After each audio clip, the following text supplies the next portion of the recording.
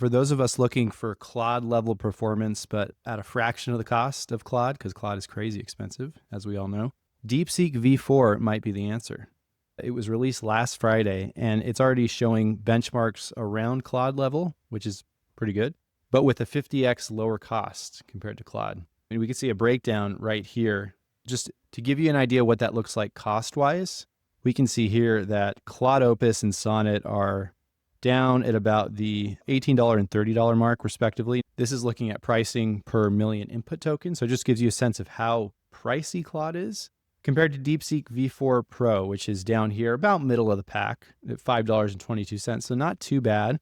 And it is a little bit higher than Kimi and Grok and some of those other ones, but it's still a lot lower than ChatGPT and Gemini and, of course, Claude and Claude Opus.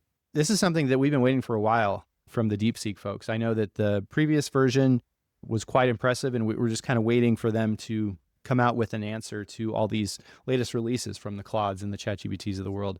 So to see this and to see that it's hitting basically the similar benchmarks, it's pretty impressive.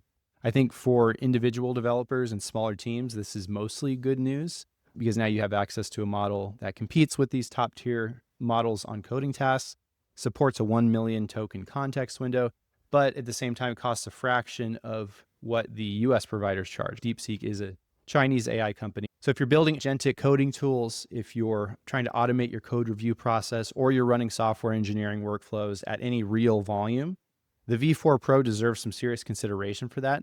They also have a V4 Flash, which might deserve even more consideration if you're doing some of those more high frequency tasks where the raw speed and costs matter a little bit more than that last kind of 2 to 3% of benchmark performance. If that's the case, then yeah, the Flash version is going to be more than enough for you when it comes to DeepSeek.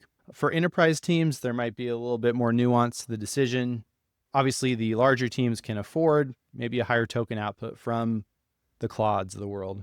For example, if you're running, let's say 10 million tokens daily, the annual bill difference could be 58,000 on Claude Opus versus just 1,400 on DeepSeek. So think about that. That's pretty remarkable. So that's not a small chunk of change at all. And it might be worth consideration if you are looking to tighten the purse strings a bit. Now, if you're in a more regulated space, if you're in healthcare or certain finance, legal type spaces, you're probably not going to be switching to a Chinese model like this just yet because of a lot of regulatory concerns, and that's totally understandable. Anthropic and OpenAI's enterprise agreements represent probably a lot more value that the benchmarks just can't really quantify in that respect when it comes to that legalese.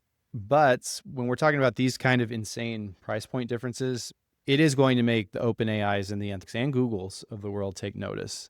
And one thing to keep in mind is these benchmarks are self-reported, so you got to take that with a grain of salt. Benchmark performance in controlled conditions doesn't always translate in a clean way to live production behavior. And a model that was trained on data from 2025 is going to have different knowledge gaps than one trained on more up-to-date data.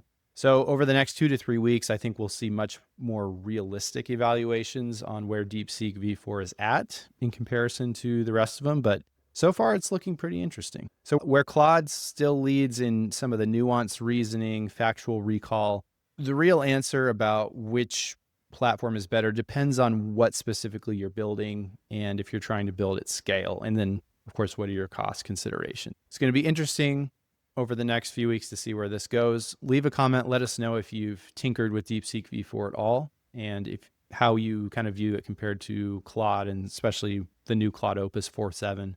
And as always, thanks for watching, subscribe, and we'll see you in the next update. Thank you.